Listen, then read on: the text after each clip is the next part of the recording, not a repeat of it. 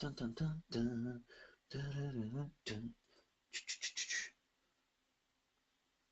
Good, good, good. So we'll get into this right now. So one of the things with the LTCs here, this is what I'm looking at. So you can see this is like a breakout pullback setup, where what we're doing essentially is, we've had this thing break out here. So what we have here is a flat top breakout. Do you guys see that?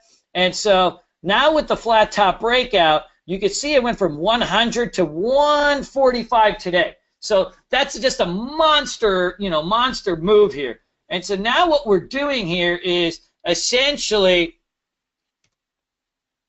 as this thing starts to pull back, now we're starting to hold here. And so what you start to see here is this kind of rounding action, right? So you've pulled back here and you're starting to hold here. And so what I want to do is enter this bad boy to potentially play this thing back up to the upside. So I've added this thing here essentially for a support play, and we'll come back on this thing and shred this thing back to the upside. So what I'm essentially doing is, on my Bittrex, right, on my Bittrex, here, a webinar slows it down a little bit.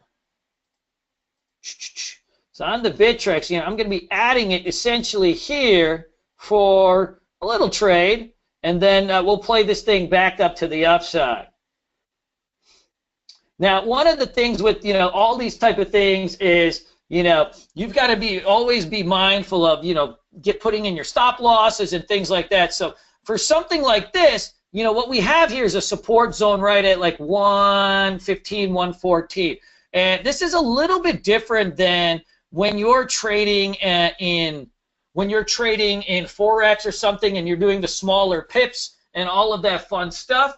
We want to be putting in our stop loss right over there, right under that support. Are you guys able to see that? Dun, dun, dun, dun, dun.